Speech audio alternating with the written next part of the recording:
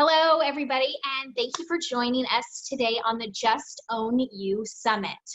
Learning from mompreneurs, entrepreneurs, everything that has to do with mommy life, everything to make our lives better, to achieve our dreams, and build confidence in ourselves.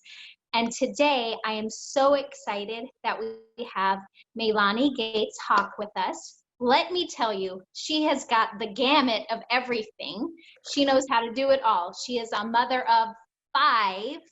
She is an award-winning real estate investor, an Airbnb host, coach, property manager, and founder of the Why Not Me Academy.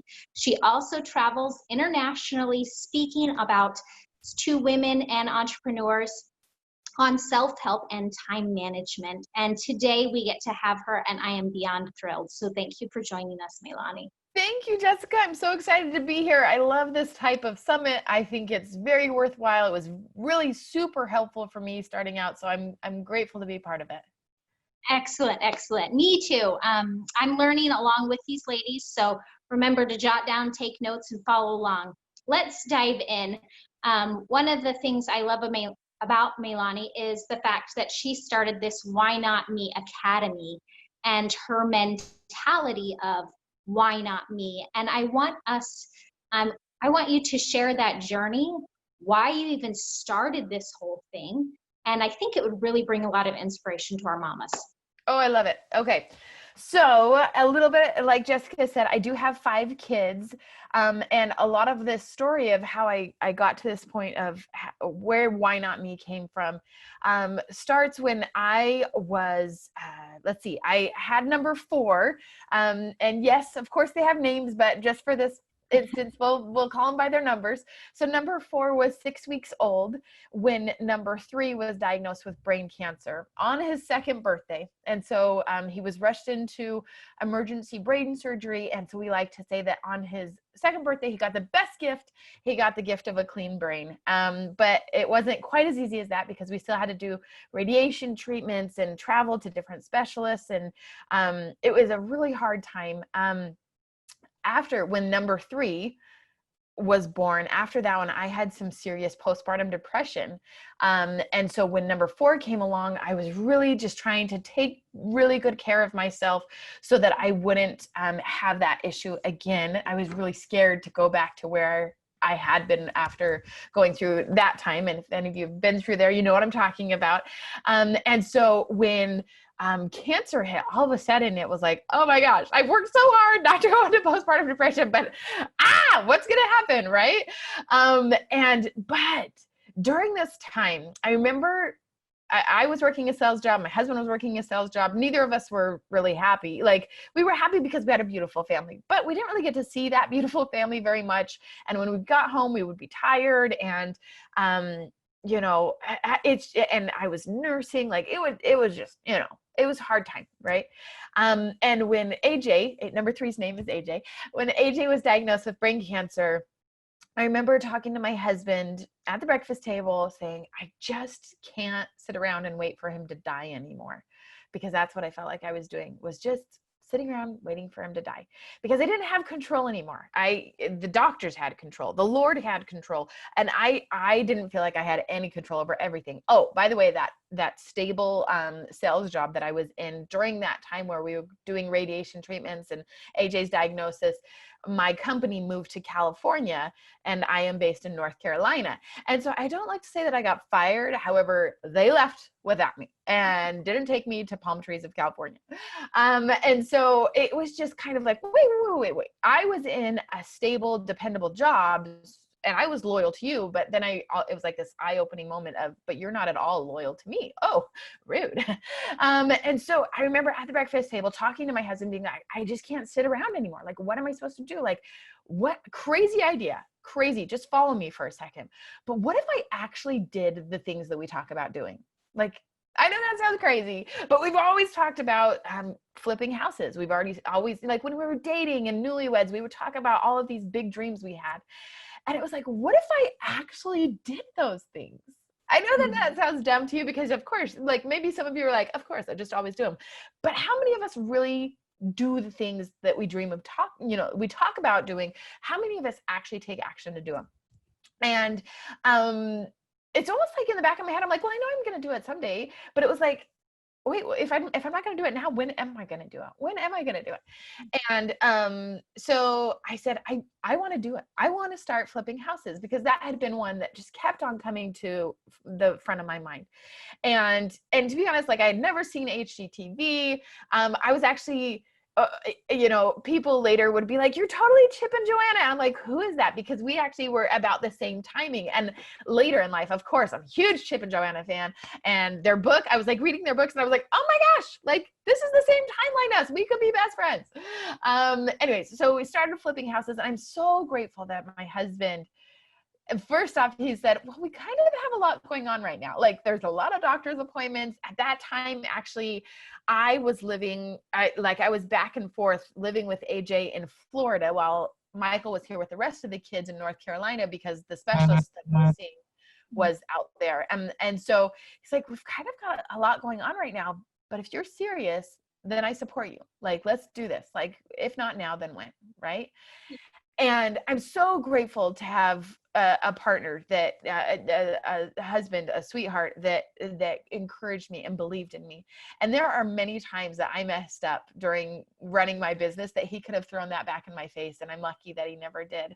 But because there were mess ups along the way. And so we, as we started this business, well, let me rewind. So when we were going through this, my sweet friend, who is one of my sweetest friends, and I just love her, and I don't even know if she knows that it's her, and I don't know if she's ever heard this part of the story, but I remember her saying, do you just sit around wondering, like, why you would even get out of bed? And like, do you just sit and think, why me? Like, why our family? And she was trying to be helpful. Like, she was trying to be sympathetic, but it really stuck with me. And I thought, am I saying that? Why me? Am I? And I talked about it with my husband that night, and we decided, we actually, at this point in life, okay, so there have been times in my life where I have said, why me? Why me? But during this cancer phase, I don't want to offend anybody, whatever your belief systems are, but I think it's because God was watching out for our family, and this was a part of his plan. And he wanted us to grow closer through this trial. And there were so many people around the world praying for us, literally around the world, praying for AJ and our family, that we had this special protective bubble. And it's funny because I'm actually in the room. We could talk about it later, but I'm actually traveling right now, and I'm sitting in the room that I used to live in when AJ was diagnosed. And so it's kind of funny how the world goes around like that. But anyways, when I just remember thinking, there is something special and sacred about our home right now, because we were so protected during that time. And other times, obviously, but we didn't give into those why me's. Instead, we thought, why not me? Why not me? Because we strongly believe that there is a higher power that has something great that he wants us to do, and that the only way we're going to meet that potential is by going through these types of trials and going through whatever he needs to mold us into, right? And so why not me to go through these hard things? Because some higher power believes in me that we can do that. But I think the why not me mentality goes one step further of when you see things, or when you talk about your big dreams. I don't know if you do this, but I think as women, often we do that. We talk about our dreams and it's like, oh, maybe that's silly. Like, I don't know, we'll see. No, why do we say that? Like, why not you to do it? Why not you to get on the path and just start doing? And I sometimes, like, I remember, Jessica, I can't remember if I shared this story with you before, probably, because I've started using it a lot, because it was like this eye-opening moment for me. I'm number 5 of 6 kids, and we all are a little bit, kind of have our thing, right? Well, kind of. I was number 5, and there are 5 girls and 1 boy, and all of my sisters before me were all cheerleaders, all of them. I didn't want to be a cheerleader. I loved playing basketball. I loved playing golf. I loved playing volleyball. Like, I wanted to play sports. But my oldest sister is like queen, head cheerleader. She's just full of bubble, and not like one of those like a mean girls cheerleader. She's like an awesome cheerleader, right? So she's like super fun, always including people. And I actually get to live with her at this phase of life, like within 10 minutes of each other, right? And so we went to the grocery store one day together. Did I tell you this story? And we like walk in, and I felt like I was with Beyonce at the grocery store. They're like, "Hey, Charisse," and she's like, "Hey, Bob, how's the family?" And like we walked through, and she like just like was like using people's first names and like first name basis and stuff, and like, "Hey, how are the melons today?" And I was like, "Oh my gosh, you're like best friends with the deli guy, the produce guy." Like I was like, "What is going on right now?" Now I knew that Charisse like loves shopping. Like this is her happy place. But I like just sat as we went through the aisles, like, oh my gosh, like I wish I could be like that. Like I'm the quietest of the 6 kids, okay? And I just was like, oh man, I wish I could be like outgoing like Charisse. Like I wish I could just like walk in and be like, "Hey guys," you know. And then all of a sudden I realized it wasn't until the checkout stand that I realized she was reading their name tags. She was reading the name tags. Like, duh, she's reading their name tags. I can read their name tags. And it was this eye-opening moment of why, like through the whole grocery store, I'd like gotten all slumpy of like, why can't I be like that? Like, I wish I could be that. And then all of a sudden it was like, oh my gosh, I totally can. Like I guess I could read their name tags too. And she had gone enough and read their name tags enough that some of them even knew her name. But it's not like they were like Facebook friends or actually called each other or anything, but she had just taken the time to actually, look at their name tags and use it. And oh my gosh, the next time I went in, guys, I was the new Beyonce. And like everyone's like, "Hey, good to see you again." Like, oh my goodness, I'm the rock star of the grocery store, right? But how dumb that as we were walking through there, I was like, oh man, I just wish I could be like that. And how many times do we look at maybe our friends or maybe in church or maybe whatever it is, whatever circles we're in, and be like, oh my gosh, I wish I could do that. And if it really matters that much to you, then do it. And figure out a way to do it. Now, I will say that there are moments when I'm like, I'm just going to be honest. Okay. Don't judge me. But I remember one time in particular that I saw somebody's like Sabbath family picture, like hashtag Sunday pics or whatever. And I like saw their like perfect family pop up on Facebook. And I was like, oh man, I should probably start doing like that. That is such a good mom. And then all of a sudden I was like, wait, hold up, because what I do is I'm like, okay, so what am I going to need to do to make that happen? And all of a sudden I'm like thinking of all the steps that would be involved in getting a perfect family picture every single Sunday. And I'm like, oh heck no, that's not on my dream list. Like that is no longer on my dream list. If I get one once a year, like success, So I really strongly encourage you, before you start thinking, why can't I do that? Think about the path it takes to get there and choose if you really want to make that happen, and then make it happen if it is really something that you want to do. Anyway, so that's kind of the long story of the why not me mentality of why not you to do great things? Why not you to do hard things? And why not you to live the life that you're actually dreaming about and actually make it happen? Excellent. Thank you. You tied so many things in for our next question, Meilani. So they have this dream, they're super excited, they're ready to go. And then I hear this, and I know you hear it all the time, is, I don't have time for that. Oh my goodness. So what do you find is helpful? And what do you say to those mamas that say, are you kidding me? I have XYZ amount of kids. I don't have time for that. What do you say?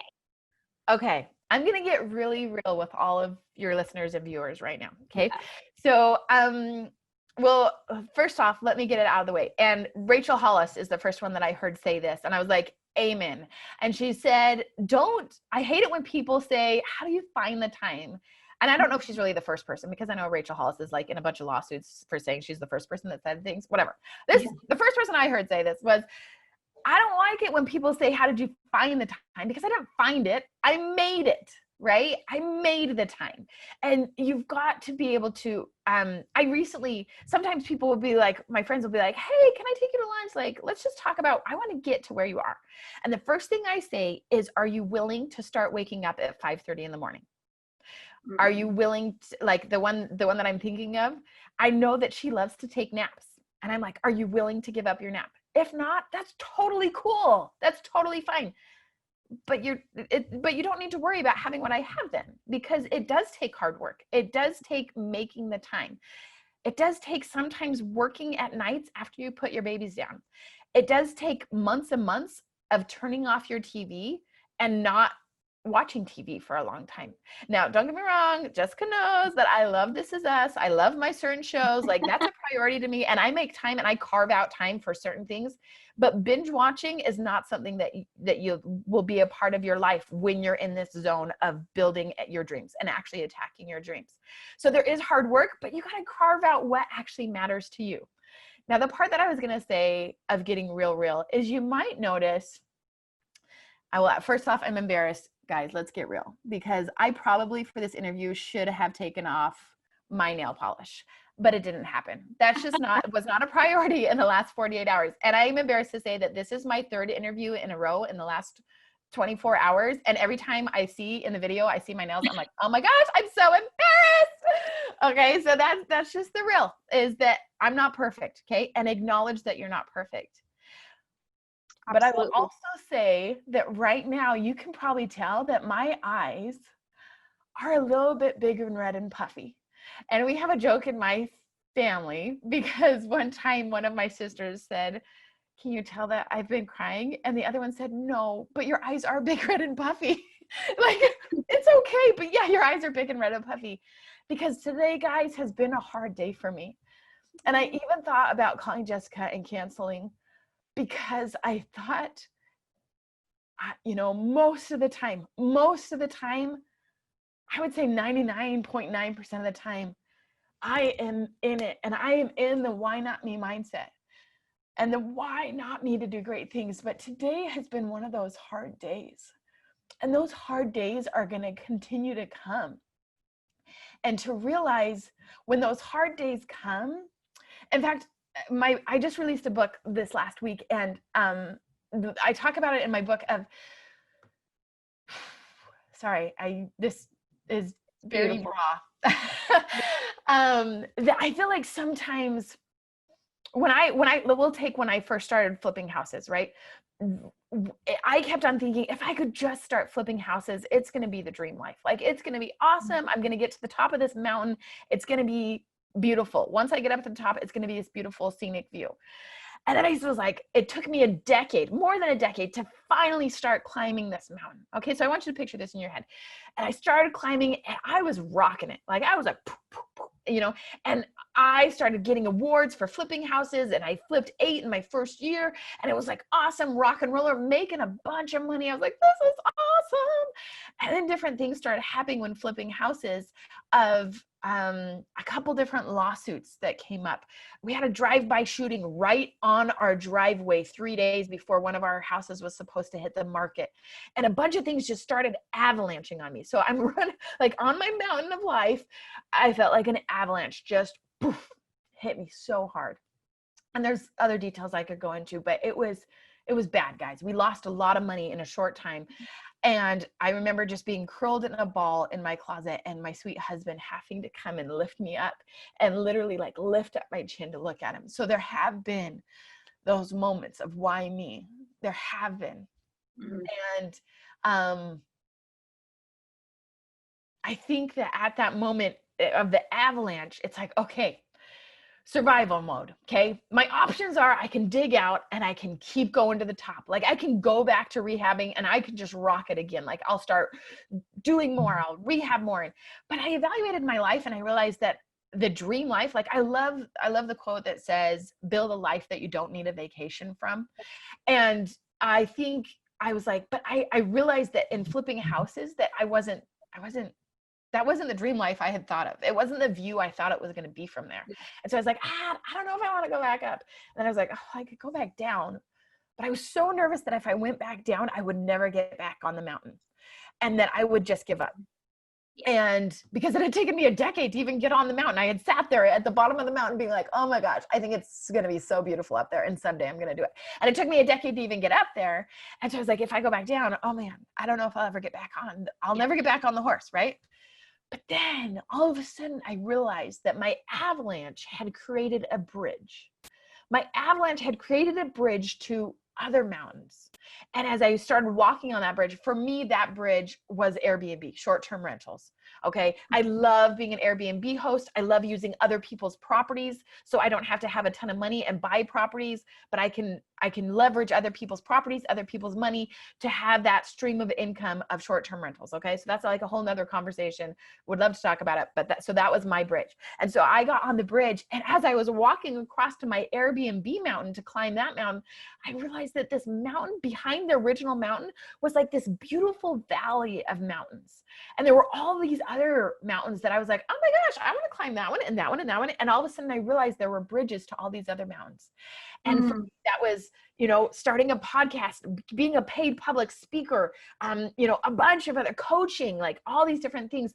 I was like, oh my gosh, if I would have just stayed on my first mountain, which I had worked my butt off, guys, like I had worked my butt off to get to where I was with that business. And it was really scary to leave that baby that I thought that was my end game. Like that was at first, that was going to get me to that was going to be it. Yeah. But to leave that behind and think, oh my gosh, there's other things out there. And I would have never, ever had the guts to do it if I hadn't done those first. And so that's what kind of one of my goals of being a coach is like, skip your avalanche. Let me just give you the ladder that comes directly to where this is at now, whether it's running a podcast, whether it's, with Airbnbs, whether it's with real estate investing, whatever. So helping others so that they don't have to have that avalanche. But I guess what I'm trying to say is it's okay to have the avalanches and to acknowledge this is just, don't let a bad day turn into a bad month or a bad year. Okay. Because right now it would be really easy to say, man, 2020 sucks, right? It would be really easy to say that, but you can't let bad days turn into bad years. And right? Jessica knows that I love the quote by Tony Robbins that says, people underestimate what they can do in a year. Mm-hmm. No, they overestimate what they can do in a year, but they underestimate what they can do in a decade. And for me, I think you can put that on any scale, right? Sometimes we overestimate what we can do in a day. And at the end of the day, I'm like, oh my gosh, all I did was change diapers and make chicken nuggets all day. But then in between those, I realized, oh my gosh, but I did do that one thing this morning, and I still am going to do this before I go to bed. So I am one step closer. So we sometimes overestimate what we can, but then all of a sudden we look back to the last year, the last 3 months, the last 5 years, whatever it is. And it's like, oh my gosh, I did a lot. Way to go. High five me. And we can celebrate that we did get out of our avalanches and we did decide to turn our avalanches into bridges. I really can't remember if I answered your question, Jessica. No, you did. It was all about time, because a lot of moms will say, oh, well, what about enough time? And you talked about the beautiful thing about resistance. As soon as we start on a new adventure, guess what happens? Bam, bam, bam. It's like the world says, are you really going to do it? Can you handle it? And that is part of the journey of success and embracing it. And so your story fit beautifully with moms. Guess what? It is going to be harder. You're going to have to wake up earlier. You're going to have to go to bed later. Your time, your fun time that you usually had, guess what? It's not gone forever. For a short period, it is going to be tailored. You are going to be scheduling in your date night, your family night, because they're not going to be as spontaneous as they were for a short period, because you need to focus on the long game. Yes. So yours was fantastic. Yes. And I would add to make sure that you acknowledge what phase of life you're in. Okay. If you're still nursing, like, oh my goodness, just celebrate one thing each day. Like, oh my goodness. Yes. If you're pregnant, oh, pregnancy brain, oh, hot mess. Like, so just acknowledge what it is and just celebrate whatever it is. If you are homeschooling 5 kids because of coronavirus, like acknowledge that, and then just be excited for the things you do, because you're you're one step closer than you were yesterday. And for goodness sake, stop comparing yourself to others. It's great to surround yourself with people. It's important to surround yourself with greatness. But don't compare your successes to theirs, because you have no idea what is behind their messy nails and their big red puffy eyes, whatever that is, right? And so just acknowledge that they've got stuff going on that you might not know about. So yeah. Absolutely. So what do you recommend when you learn about Meilani? She's got a whole bunch of tips and tricks in her bag on when you tell moms, and you already alluded to it, to stop dreaming and start doing. Where do they begin? Good Where question. where is the best place to, because that's where people get lost, is they have it in their goal notebook or it's on their vision board. They have nowhere to even go from there. What do you recommend? Yes. Okay. Great question. So I have a full course. Like I could go off and geek out on this for a long time because I have a full course on it. Right. And the course is actually being launched in the next couple months because I just keep adding more to it because I just can't end it. Right. But I've done 1-day live intensives and I go into corporations and I talk about this a lot. But if I were to say like what to like get from dreaming to doing, okay, is first off, make a list of everything, the goods, the bads, and the ugly that really goes into that. And we'll take that example from earlier of the Sunday picture, okay? So because I think sometimes we're like, oh, I just want to go flip houses. Like, that sounds fun. Like, oh, I'll do it. But you have to acknowledge, do you also want to be in charge of marketing? Do you also want to be in charge of keeping the books and being in charge of the money and the like private lenders that you're going to use? Like, you have to really acknowledge everything that goes into that dream to acknowledge, is this going to be worth it? Am I willing to still sit in front of QuickBooks and figure out how to use QuickBooks for a week straight so that I can be successful at running a real estate investing, rehabbing, flipping houses business, you know? So really get it real instead of just fantasizing of just looking at the shiny, bright part of it. Yeah. Say, what else is really going to go into this? For example, if you want to be, I don't know, you know, most things involve some sort of marketing. Do you really want to be in charge of the marketing of it? Do you really, like, one of the people recently that I did a consultation with, she's like, I really want to be a jewelry designer. And I'm like, that's awesome. And I'm like, tell me what you love about being a jewelry designer. And she said all the artistic, lovely things about it. I said, okay, so are you going to hire, are you willing to pay somebody to do the marketing, or are you going to do that? And it was like, I hate marketing. Okay, so let's talk about how much it's going to cost to pay somebody to do this. Now, do not let this be a chance for you to just give up. Okay? Yeah.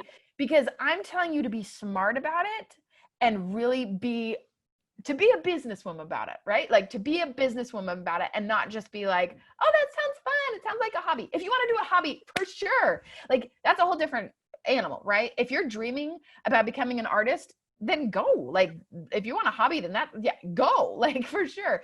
But if you're dreaming about a business model, then you have to look at the other sides that come in the business. Otherwise, you're going to get into it and be like, I hate this. Like, this is 90% things I hate and 10% things I love. This should have been a hobby, not a business. You know what I mean? So decide if you want it to be a hobby or if you want it to be a business. Okay, but I haven't even gotten to the thing that I really want to say yet. So sorry. So I want you to evaluate if it's really something that you want to be a hobby or a business. And if you like the ugly sides of it, okay, and not just the shiny and bright sides of the coin, but if you also like the other sides, or you're willing to put up with them until you can outsource them, okay, then awesome. Let's move ahead. But so these ones are kind of like, that's important to acknowledge. But the thing before that, I would even say, and Jessica, I think, knows this, is that I live by, and one of my new books, I think in the next couple of years, I'm just going to write this book, is going to be about my love of Post-it notes. Okay. My love of Post-it notes, because I strongly, strongly, strongly believe that your life will change by huge percentages, by leaps and bounds, if every night before you go to bed, you use one Post-it note, not the shopping list that you put on the side of the fridge. Don't you dare use one of those things. Those are too long for your to-do list for one day. Okay. Those are meant for shopping lists, not for to-do lists for a day. Okay. So a regular, the other day, somebody who took my class, I saw, she's like, yeah, I've got my Post-it note. And I was like, show me that Post-it note again. And she had cheated and she got one of the giant size Post-it notes. And I was like, no, that's not what we say, right? Just a standard size Post-it note. And write down 3 to 5 things you'd like to do the next day. that you have to do the next day, or that, you know, are going to get you one step closer to your goal. Okay. Now this is also going to include Johnny's dentist appointment, like things that you have to do tomorrow. Okay. You're not going to put down the diapers, because don't worry, they'll let you know when those come up. Right. But you're going to put 3 to 5 things that will move you closer. If you finish those 3 to 5 things, awesome. Let's see what else you can knock out that day. But if you only got 2 things done on that list, or 3 things done, celebrate that. So, and the reason why I say 3 to 5 is it depends realistically on what your life looks like. It depends on if you're going to have kids full time that day, or if you have a babysitter, or if, I like to say, Daniel Tiger is babysitting for that day. If you have a 3-year-old, you know what Daniel Tiger is, and if you don't, you need to. And so is Daniel Tiger babysitting for a couple hours? If so, what are you going to get done during that time? So figure out your 3 to 5 things that can move you closer. But it's so important. Do not wake up and make your Post-it notes. You need to do it the night before, so you wake up ready to attack the day. Yeah. And if you think, man, it's not that big of a deal, I dare you, try it for 1 week and see how much of a difference it makes to go to bed and wake up next to your Post-it note knowing exactly what you're going to do. And again, I could keep on going, because I think a morning routine is important and lots of other things, but the Post-it note, try the Post-it note first. Oh, but this might be a good time to talk about that. My freebie that I'm giving away for this summit is a list of 21 action items of what can kick your productivity to the next level. And so definitely check out that also. But the Post-it note, that's number 1 for sure. Excellent. And one more question for us is, what do you recommend for moms on their journey, whatever it be? Maybe they want to learn more about Airbnbs, or maybe they're starting this big craft adventure, or they want to start speaking, or they decide they want to go back to school to teach, or they want to be a better mom in general, like that's their calling. Yeah. What do you recommend for confidence? Ooh. So many, that is the epitome of this summit, is really to get women to embrace themselves through whatever journey, give them tactical tips, and then build their self-esteem and worth. What do you say on that Yes. as the last go through? Yes. I definitely, yes. So you've probably heard that your net worth is your network, right? Okay. So for me, I'm talking in money terms, but also your net worth is whatever your network is. Okay. But also you hear like you are the average of the 5 people you hang out with most. Mm-hmm. And so to me, hanging out, especially in coronavirus, like who's been hanging out, you know, but like the 5 people's voices that you hear the most. Okay. And so for me, it's huge to be listening to quality podcasts, to be listening to books on tape, to self-development books, books on tape. What is this, 1990? I mean, like Overdrive, right? So you're going to get the app called Overdrive, and that syncs with your local library, and you're going to just soak in all this knowledge. And then if you want to like pay for Audible, that's cool too. But just to really have those voices that you're listening to while you're folding laundry, while you're doing dishes. To me, I have to have my headphones right by my door, right by my bed when I wake up. See, so I have my Post-it note and I've got my headphones. So I know, ladies, I'm going to go to the bathroom in the first half hour of waking up. Like it's just part of what I'm going to do. Right. So I've got to have my headphones in so that I can start getting whatever I need to, that inspiration for the day, whether it's your favorite, pastor or preacher or something spiritual or something that you want to learn, or whether it's just pure mindset, something, because those 5 people, they don't have to be people that those people don't have to know your name. You're just going to know their name. Okay. So those 5 people that you're hanging out with are the 5 voices that you're listening to most. And so I hope that you're choosing quality people. And for my 5 people that I hang out with most are going to be like through my headphones. Okay. Does that make sense? So I would say that is, and they're going to pep you up. I don't know if you like, who doesn't love Friends, right? So the show Friends, you remember that episode? This is so random. I hope you have time for this. You can cut this out if you don't want. So remember that episode where Chandler's trying to stop smoking, and it's like season 1, so it's like way old school, right? Chandler's trying to stop smoking, and then Rachel, like somebody at work said, oh, these tapes really worked for my coworker, and so he starts listening to the tapes at night, and it's like helping you to stop smoking and become the fabulous woman you are. And so all of a sudden Chandler's like at the coffee shop, and he's like totally turning super feminine. And he's like all turning into the woman that he is, you know? So anyways, that's totally random. But anyways, I'm saying that it works. It works. You're going to start to drink the Kool-Aid. And there have been times in my life that it's like, oh my gosh, why did I have the confidence to do that? Like, what was I thinking? And it's like, oh, well, because Bill Tracy told me to. Because Michael Gerber told me to. Like, it was my dear friend who I talked with for like 20 hours straight. Well, he talked to me for 20 hours straight, and he had confidence in me. You know what I mean? So I think it's so important to really surround your mindset with people who really have been there, have done that, and believe in you. Because sometimes if it's just you in your head, that's maybe not always one of the people you want to just hear your voice all the time, because there are those why me moments. Just real quick. So I was going to show you my, hold on.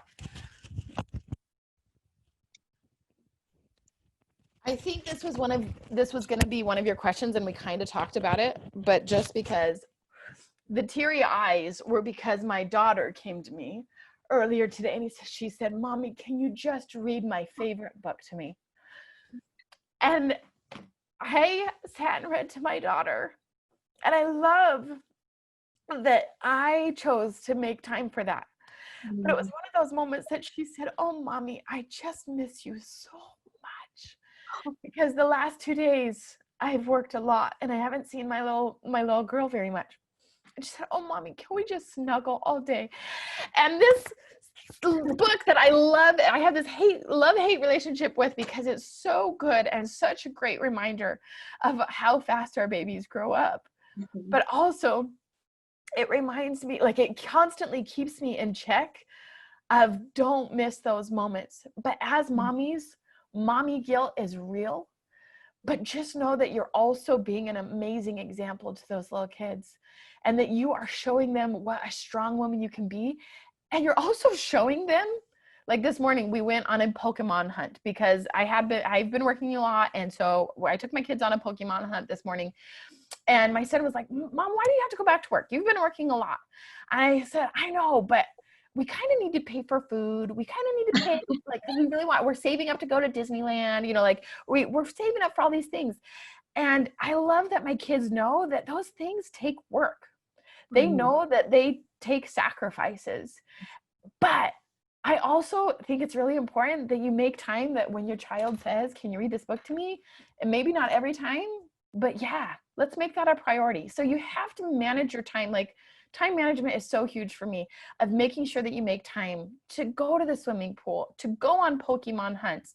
And then you're also scheduling in podcast interviews, and you're scheduling in writing your book, or whatever that is for you, because you really can balance it, but you cannot take control of your life until you take control of your time.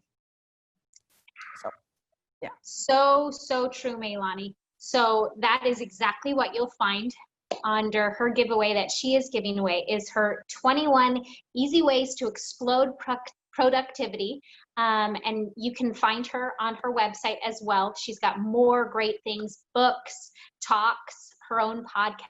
It's fantastic, because as moms, if we can own and control our time, oh baby, we've got the whole world at our hands. So we want you to make time for your dreams and to be confidently you. So thank you, and join us for our next episode of Just Own You.